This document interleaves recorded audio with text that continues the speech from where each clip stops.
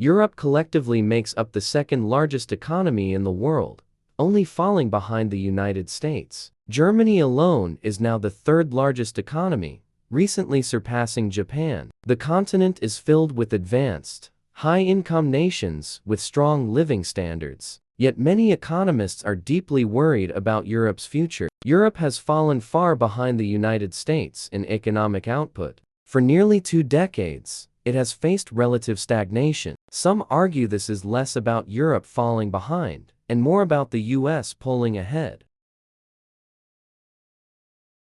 Europe has more people, highly educated workers, stable institutions, and a safe business environment. It has every reason to be a global hub. Historically, it was. The problem is that many of Europe's current challenges are self-inflicted. And while that is bad news, it also means they can, in theory, be fixed. There is no single cause or solution. Instead, several areas deserve attention: innovation, immigration, industry, integration, energy. Each of these factors helps explain why Europe struggles today. Immigration is often framed as a solution to Europe's economic challenges. It can fill labor shortages and stimulate growth. But in practice, the reality is far more complicated. Migration brings capital, workers, and demand into an economy. Skilled immigration can be transformative, as seen in countries like Canada, Australia, and even parts of the US.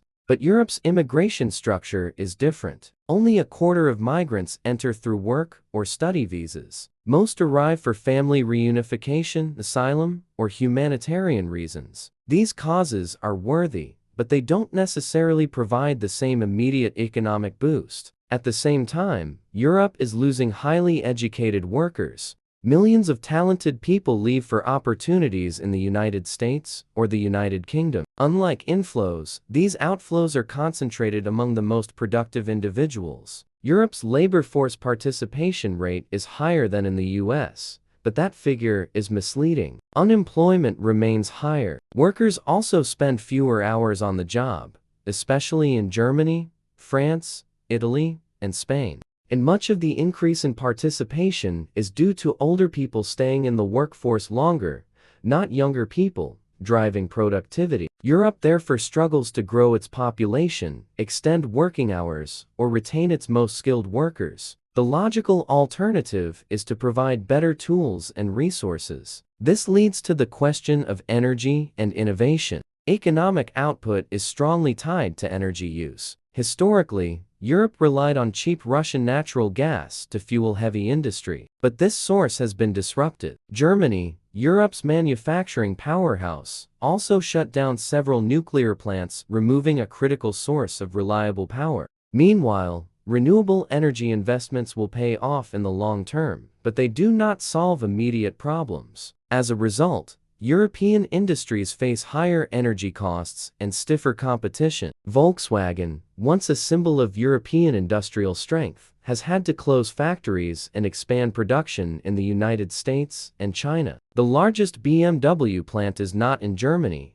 but in South Carolina. Even as European companies expand abroad, their domestic workers face rising costs and fewer opportunities. Europe is also dependent on China for much of its renewable technology, including solar panels. This risks replacing one form of energy dependence with another. Beyond energy, Europe faces challenges in innovation. The continent once led the world in technological revolutions from railways to industrial automation. Today, it has fallen behind both the US and China. There are exceptions. ASML in the Netherlands produces some of the world's most advanced semiconductor equipment. But aside from rare cases like this, Europe lacks globally dominant tech firms. The United States has built a powerful innovation ecosystem. Top universities, venture capital, and technology companies reinforce each other in places like Silicon Valley. Europe, by contrast, loses talent and capital to America. Strict regulations and fragmented markets make scaling harder in Europe.